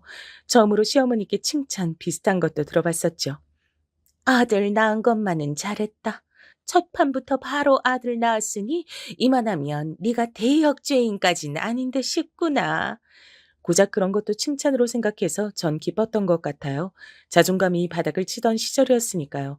제 품에 안긴 아들을 볼 때마다 믿어지지 않을 만큼 행복한 기분이 몰려들었고 본격적인 육아를 시작하면서부턴 복잡한 기분이 들기 시작했었죠. 자꾸만 친정 엄마가 떠오르더라고요.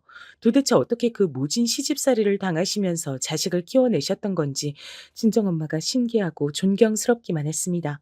일찍 떠나지 않으시고 제 곁에 계속 계셨더라면 제가 지금 이러고 살진 않았을 거라는 생각도 들었어요. 육신의 고통을 저버리고 떠나신 그곳에선 아버지와 남동생과 다 만나셨을지, 친할머니와는 어떤 대화를 하실지, 설마 그곳에서도 시집살이가 있는 건 아닐지, 이런 상상을 해볼 때면 현실을 잊고 푹 빠져 있을 수 있었죠. 그러다 상상을 마치고 현실로 돌아오면 무척이나 우울했습니다. 그랬던 절 잡아주었던 존재는 단연 아들이었죠. 팍팍한 현실을 부드럽게 만들고 제 눈에 보이는 잿빛 세상을 환한 햇빛만 가득한 세상으로 만들어주는 존재였습니다. 온 시댁 사람들이 다 제 아들을 예뻐했어요. 어린 녀석이 벌써부터 얼굴에 자기 할아버지와 삼촌이 보인다느니 어쩌느니 하는 소리를 해가면서 아들을 보면 다들 얼굴에 웃음꽃을 피웠습니다. 제가 숨만 쉬어도 경멸의 눈초를 보내시면서 끊임없이 구박을 해대셨던 시어머니의 화를 누그러뜨릴 수 있는 것도 아들뿐이었죠.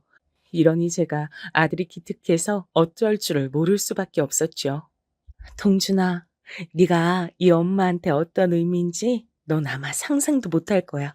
엄마가 너를 낳기까지 정말 많은 일들이 있었단다. 대부분 힘든 일이었는데 동준이 네가 태어나줘서 이제 그 힘든 과거도 너무 서럽게 느껴지지만은 않는 일들이 됐어. 내가 널 낳길 정말 잘했구나 싶어. 다시 시간을 돌릴 수 있다고 해도 나는 너를 품을 거란다. 내 인생에서 최고는 우리 아들 동준이 바로 너야. 엄마가 앞으로 최고로 잘 키워줄게. 넌 아무 걱정 말고 무럭무럭 건강하게만 자라렴. 제 일상을 바꿔준 최고의 낙. 아들을 키우는 재미가 없었다면 전 살기 힘들었을 거예요. 둘째를 낳기까진 꽤 시간이 걸렸습니다. 6살 터울로 딸이 태어났죠. 시어머니께선 손자가 아닌 손녀는 별로 안 이쁘다고 그런 말씀을 입에 쉬 올리고는 하셨지만 시간이 가면서 호랑이의 이빨은 이미 빠져가고 있었습니다. 명랑한 딸은 자라나면서 자기 할머니가 어떤 모진 소리를 하시든 신경도 쓰지 않았고요. 매사에 당당했고 똑똑했어요. 시댁 사람들은 딸을 향해 저것이 딸이 아니고 아들이었으면 대단한 인물이 됐을 거다 이런 농담도 곧잘 하셨습니다. 하지만 딸은 그런 소리까지 신경 쓰지 않았죠. 시어머니께서 심장마비로 돌아가시고 나서 제가 마음이 너무 공허해져서 방황을 좀 했는데 그럴 때 딸이 저를 많이 위로해 줬었네요. 그래서 제가 다시 힘을 냈었죠. 남편의 일이 갑자기 힘들어지는 일도 있었습니다. 그때 저는 죽을 힘을 다해서 내조를 하며 남편이 다시 일어날 수 있도록 가진 애를 다 썼습니다. 그런 시기에도 아들은 존재만으로 저에게 위안을 주었지만 실질적으로 저에게 도움을 주는 건 언제나 딸이었단 생각도 드네요.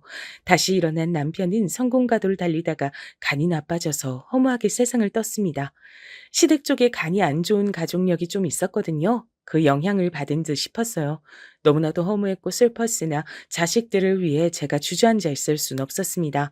저는 한 사람의 아내이기 이전에 두 자식들의 엄마였으니까요. 남편이 남기고 간 재산을 저는 스스로 믿을 수 없을 정도로 현명하게 관리했어요. 때로는 과감한 투자를 하기도 했고요. 그런 식으로 재산을 착실하게 불려나가며 관리를 했고 자식들을 결혼시켰습니다. 아들은 수더분하고 참하고 조용한 여자와 결혼했고요. 반면 딸은 활발하고 적극적인 남자와 결혼했습니다. 그리고 미국에서 일을 하게 된 사위를 따라 망설임 없이 떠났습니다.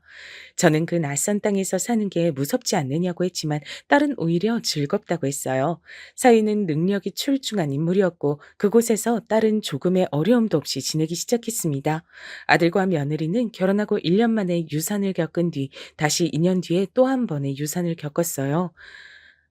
어머님, 제가 아무래도 아이를 만나는 건 어려울 몸인가 봐요. 죄송하고 면목이 없습니다.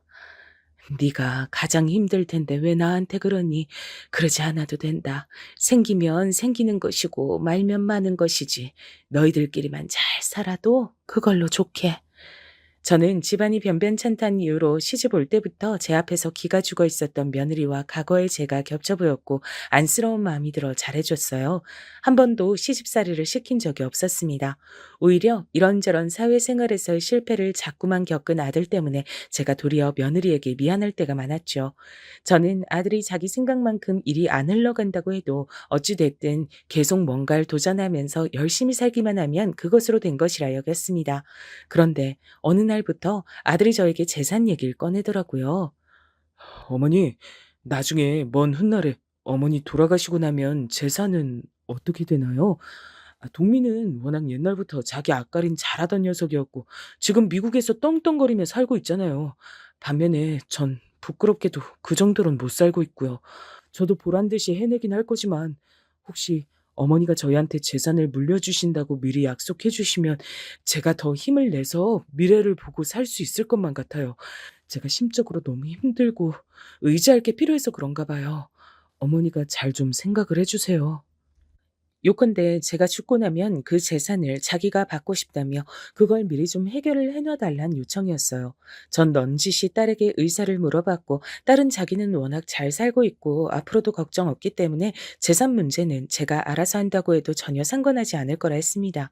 그러자 저는 마음이 흔들렸어요.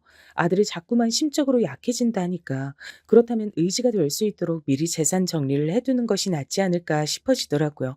게다가 며느리도 자꾸만 저에게 조심스런 태도로 재산 문제를 꺼냈습니다. 어차피 본인들이 제가 죽는 그날까지 절 들여다보며 살필 테니 저의 재산은 본인들에게 가는 것이 맞단 얘기까지 하더군요. 한참 그런 소리를 들으며 지냈더니 저도 귀에 인이 박히는 것만 같았어요. 차라리 빨리 해결을 해버리자 싶어졌습니다. 나를 잡고 유언장을 작성하겠다고 말을 꺼내던 때 아들과 며느리가 무척이나 기뻐했어요. 며느리가 절 모시고 변호사 사무실에 가겠다고 하면서 일정부터 잡았고요. 왠지 모르게 절 휘둘려 가고 있었습니다. 그렇게 저는 변호사 사무실에 들렀고 제 아들에게 제 앞으로 된 재산을 상속하겠다는 유언장을 작성했습니다. 각오를 다 마친 일이라 아무렇지 않을 줄로만 알았는데 제가 죽고 난 이후의 일을 장담하고 있는 유언장을 작성하고 나니까 이거 기분이 정말 이상하더라고요. 하지만 어차피 저는 기대 수명대로라면 아들과 며느리보다 한참 일찍 죽어 이 세상을 떠날 몸, 괜히 미련을 남겨두지 말고 아들 부부가 조금은 편한 마음으로 지낼 수 있도록 하는 편이 나은 것이라며 스스로를 다독였습니다. 도장을 가방 안에 집어넣을 무렵 며느리가 눈물을 훔쳤습니다. 예, 너는 왜 눈물을 보이고 그러니? 울지 마라. 너무 감사해서 그래요. 어머님, 감사한 마음으로 그이랑 저 앞으로 인생 더 열심히 살겠습니다. 약속드릴게요. 당연히 그래야지. 한 번뿐인 게 인생이다. 재산 상속이고 뭐고 이런 것과 상관없이 너희들의 인생을 보람차게 잘 꾸려갔으면 좋겠다. 네, 꼭 그렇게 할 거예요. 어머님, 죄송하고 감사합니다. 순하디 순한 며느리의 눈물 젖은 얼굴을 보며 제가 마음이 약간 놓였던 것 같아요. 제 아들이 어쨌든 간 이렇듯 착한 인물을 만나 결혼한 것은 잘한 일이라고 새삼 그런 생각을 했고요. 변호사 사무실을 나서는데 긴장이 풀리기라도 했던 모양인지 머리가 살짝 아파왔습니다. 원래 며느리가 밥을 같이 먹자 그랬는데 도저히 그럴 기분이 아니라 그냥 어디 식당 가지 말고 여기 근처 커피숍이나 잠시 들려자 그랬어요. 그러자 며느리도 자기도 마침 배가 별로 안 고팠고 오후에 급한 일정이 있기도 해서 오히려 저에게 잘 됐다고 하면서 바로 옆에 있는 커피숍으로 앞장서더군요. 창가에 앉아 커피 한 잔씩을 마셨습니다. 며느리가 제잘거리면서 저한테 이런저런 소리를 떠들었는데 제가 머리가 맑지 못해 사실 이야기를 거의 못 들었어요. 적당히 그냥 대꾸만 해준 뒤 이만 가자 그랬습니다. 가만히 생각해 보니까 제가 며칠 전에서부터 열감기가 조금 있어가지고 병원에서 약 처방을 받았었는데 그걸 받아놓고서 깜빡하고 안 먹다 오늘 생각나서 갑자기 먹었더니 그 약이 효능 때문에 머리가 조금 맑지 못한 것인가 싶었죠. 집에 가서 잠이나 한숨 자는 게 낫겠더군요. 이만 가자고 하니 며느리가 숨길 수 없이 무척 반색을 하며 자리에서 일어났습니다. 며느리가 변호사 사무실 뒤편에 주차한 차를 가지러 갔고요. 저는 더 앉아있기보단 그냥 바람이나 쐬고 있는 게 나을 것 같아 커피숍 앞에 서 있었습니다. 그런데 그때 정말 이상한 일이 벌어졌던 거예요. 그 근처에 택시 기사님들이 애용하시는 것으로 보이는 기사 식당 같은 게 있었거든요. 그쪽에서부터 어떤 택시 기사 한 분이 절 향해 달려오셨습니다.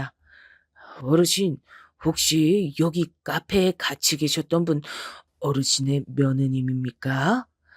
예? 제 며느리가 맞긴 한데요. 혹시 제 며느리를 아시나요? 지금 차를 빼러 갔기 때문에 금방 이 앞으로 올 거예요. 저는 순간적으로 이 택시 기사님이 제 며느리를 아는 사람이라 저에게 그런 질문을 하시는 것이라고만 판단 내렸습니다. 그래서 얼떨결에 그런 대답을 하고 말았는데 삽시간에 택시 기사님이 안색이 어둡게 변하는 겁니다. 어르신, 지금 제 말이 이상하게 들릴 겁니다.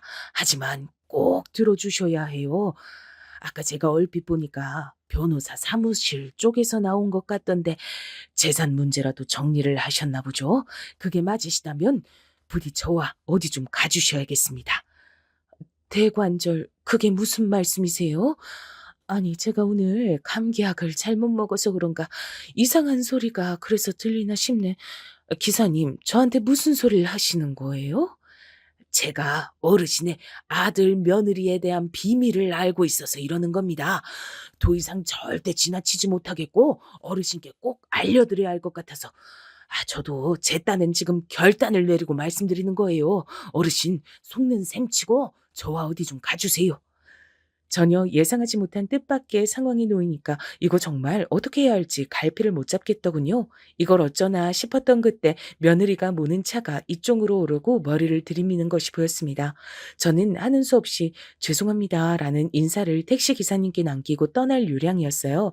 그런데 그 순간 정말 놀랍게도 택시 기사님의 얼굴에서 돌아가신 친정 아버지가 얼핏 보이는 거예요. 제가 워낙 어릴 적에 돌아가신 분이라 기억 속에서 자주 꺼내보지도 못하는 분위기였건만 제가 이날 이때까지 살면서 단 한 번도 누군가를 보며 떠올린 적이 없던 분이시건만 어떻게 그 순간에 그 택시기사님의 얼굴에서 제가 친정아버지를 떠올려냈단 말입니까? 아주 이상한 일이란 생각이 들어 저도 모르게 택시기사님을 향해 입에서 준비했던 죄송합니다란 말 대신 다른 말을 꺼내고 말았습니다. 알겠습니다. 제가 기사님 말씀대로 어디 한번 속는 셈 치고 그렇게 따라 볼게요. 제가 말을 뱉고도 놀라 심장이 막 두근거렸죠. 그러자 택시기사님께선 절 향해 고개를 끄덕여 주셨고 식당의 주차장 쪽으로 달려가셨어요. 저는 제 앞에 멈춰선 차를 타지 않고 운전대를 잡은 며느리를 향해 말을 했습니다. 내가 갑자기 컨디션이 영 아니네. 지난주에 가본 병원에 나 다시 들를까 싶다. 바람이나 쐴 겸 택시 타고 내 알아서 들어갈 테니까 넌 네 볼일 보고 들어가라. 그러시겠어요? 네, 알겠습니다, 어머니. 그럼 이따 연락드릴게요. 며느리가 얼떨떨해하면서도 금세 수긍을 하더라고요. 전 괜스레 유언장을 작성하고 나니까 며느리가 저한테 아쉽게 구는 것이 사라졌나 싶은 생각이 들었어요. 사람 마음이란 게 이토록 얄팍한 거구나 싶었습니다. 며느리의 차가 시야에서 안 보이게 된 뒤 택시의 한 대가 제 앞에 멈춰 섰습니다. 저는 조금 망설이다 뒷좌석에 올라탔어요. 택시 기사님께선 조금의 지체도 없이 출발하셨고 이제부터 저는 설명을 들을 차례였습니다. 어르신, 저는 어르신의 며느님을 합니다. 네, 그러신 걸로 보였어요. 근데 어찌 아시는지요? 제 아들도 아시는 모양이던데요. 저와 마치 친형제처럼 자라난 사촌 형이 있어요. 제가 지금 나이가 50인데 한 40대까지만 해도 젊은이들 마냥 시끄럽게 어울려 놀곤 했었습니다. 그런데 제 사촌 형이 언제부턴가 사람이 달라졌어요. 한 3년은 좋게 넘었죠. 자기 가정도 내팽개치고 자식들하고도 거의 연을 끊다시피 한 상태고 그러면서까지 어딘가에 빠져 있더라고요. 어느 날 그 사촌 형이 저에게도 자기가 믿는 것을 강력히 권하기에 그때 알았습니다. 그 형이 지독한 사이비에 빠져 있단 걸요. 생각지도 못한 이야기가 들려오자 가슴이 철렁 내려앉았어요. 제 아들 며느리 부부의 이야기를 들어야 하는데 택시 기사님의 사촌 형 이야기가 들려왔다는 것은 필시 인과관계가 있기 때문이었죠. 그렇단 말은 제 아들과 며느리가 그쪽에 관련돼 있단 소리였습니다. 그것을 눈치채고 제가 안색이 파리하게 질리자 택시 기사님이 안타깝다는 듯 고개를 젓고 혀를 끌끈 찬 뒤에 말씀을 이으셨죠. 멀쩡했던 사람도 그런 것에 빠지면 완전 다른 사람이 돼버리더라고요. 전 당시에 그토록 심각한 사이비인 줄도 모르고 반쯤은 호기심으로 사촌 형을 따라 나섰습니다. 그들이 모여서 자기들이 신이라 부른 존재를 추앙하는 장소가 있더라고요. 장소는 협소한 편이었고 그곳에 모인 사람들의 광기는 장난이 아니었어요. 대단하더라고요. 어떤 사람들은 자신의 신념을 입증하기 위해서 손가락 하나도 잘라 바친 상태였습니다. 광기에 사로잡힌 그곳의 열기에 저도 모르게 휩쓸려 갔죠. 사람의 심리를 아주 교묘하게 이용하는 곳이었어요.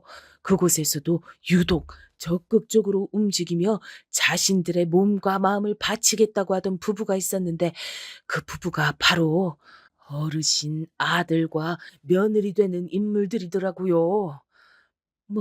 뭐라고요? 제 아들이, 제 며느리가 그런 것에 빠져 있단 말입니까? 기사님, 그거 확실한 얘기예요?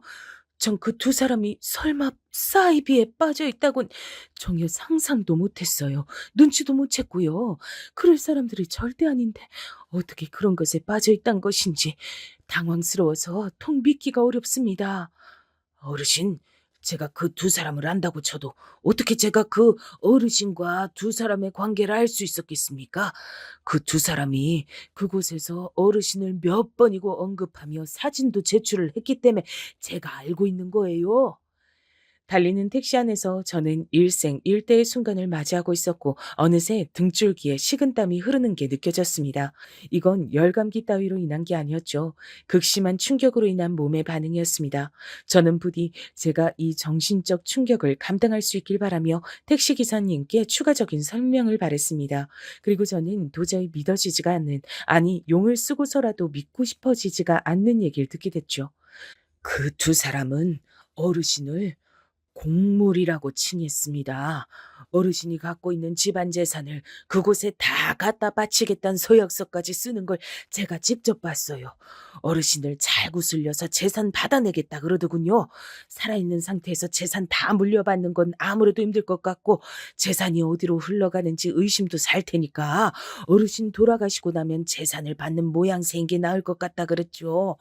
교주란 인간이 그 두 사람에게 그런 조언을 날렸죠.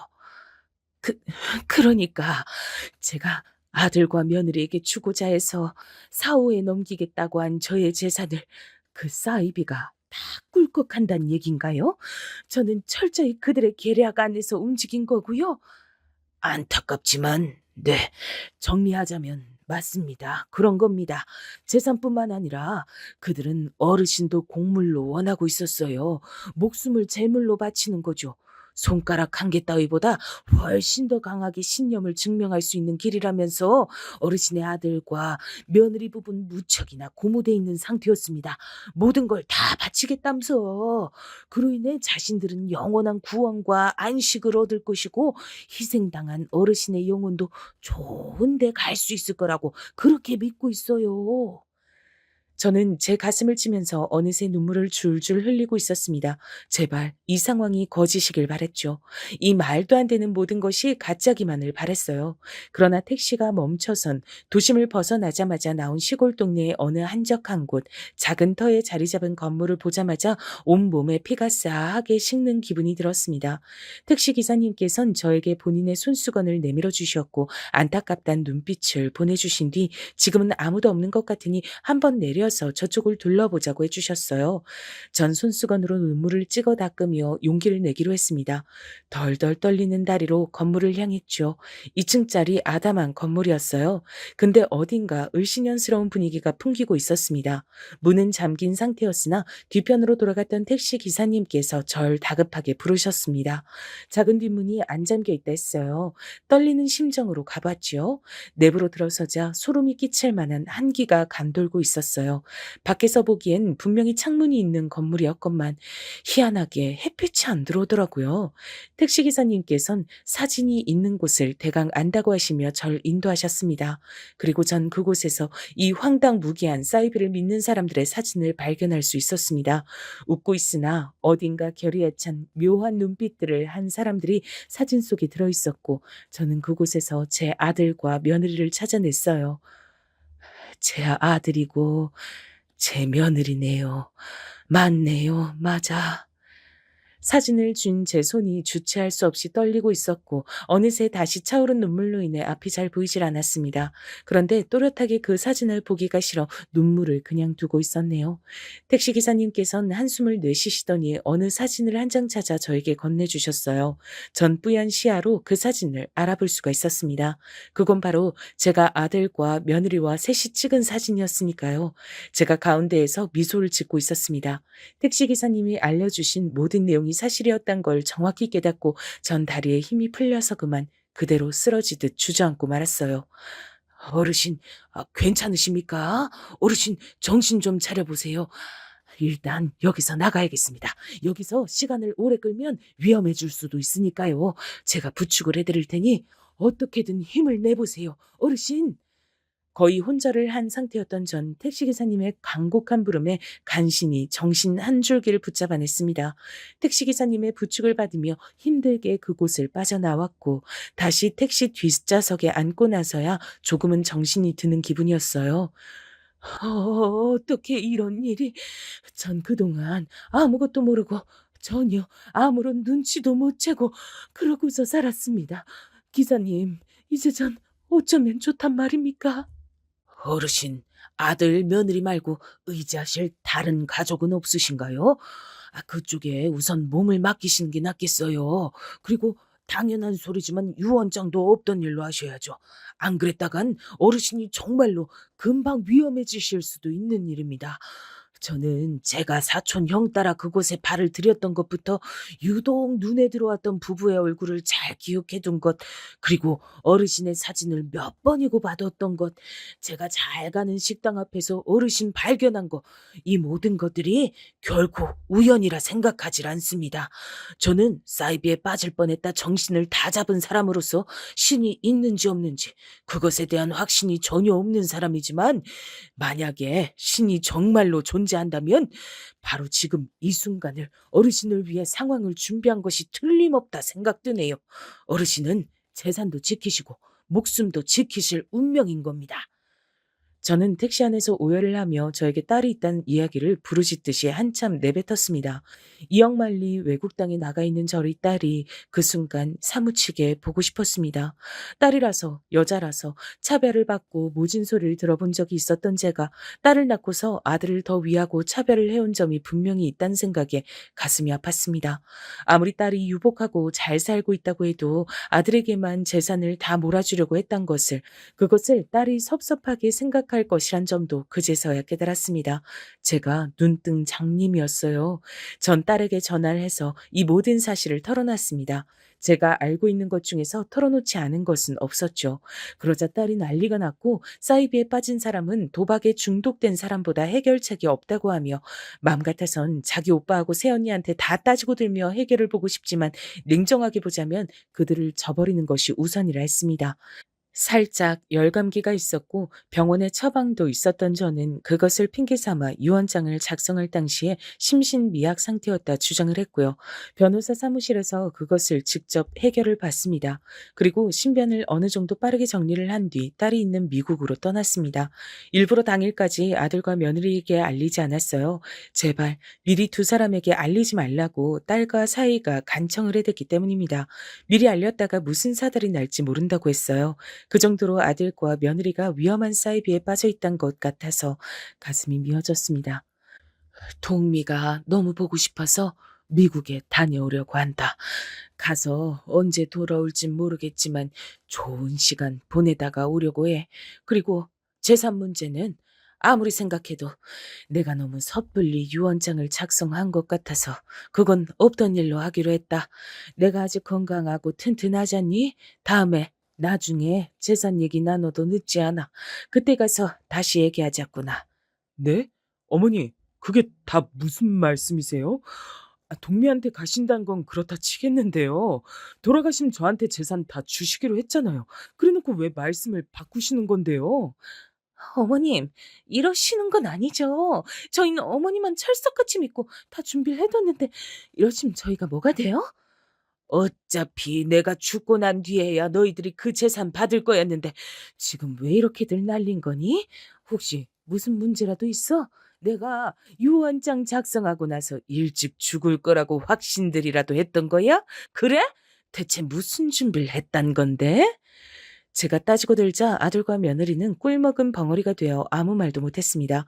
어둡게 변한 낯빛들이 볼만하더군요. 완전히 한 방 먹었단 표정들이었어요. 저는 찢어질 것 같은 가슴을 안고 미국행 비행기에 몸을 실었습니다. 하늘을 날면서 택시기사님과 나누었던 마지막 대화가 생각나더군요. 기사님의 사촌 형은 그래서 아직도 그곳을 못 빠져나왔나요?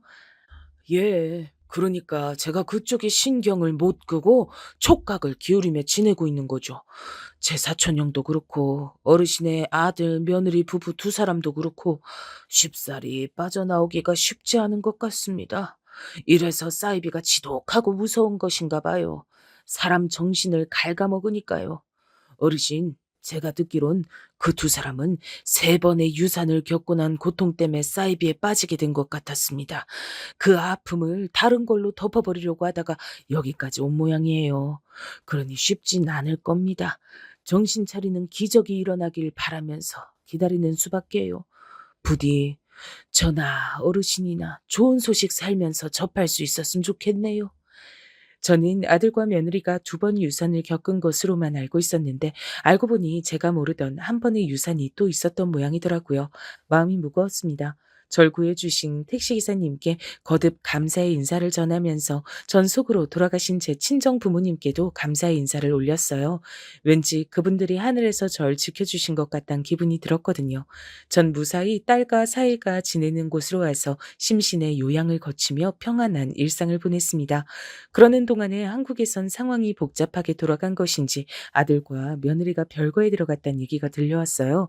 이게 다 저 때문이라고 제가 재산을 안 줘서 그렇게 된 거라고 아들이 절 원망했습니다. 그러자 딸이 머리끝까지 화가 나서 아들에게 전부 다 따지고 들었어요. 저희가 그 사이비를 눈치챘다는 사실도 밝혔고요. 그러자 아들은 많이 놀랐는지 아무 말도 잊지 않았고 그 이후로 연락도 없었습니다. 이런저런 이야기가 간혹 들려오긴 하지만 전 되도록 신경을 내려놓고 살려고 해요. 그것이 맞는 것 같더라고요. 무거운 마음은 제가 지고 가야 할 짐이겠지요. 눈부신 햇살이 가득한 어느 고풍스러운 단독 주택의 창가 자리에서 제 이야기를 써내려가 봤습니다.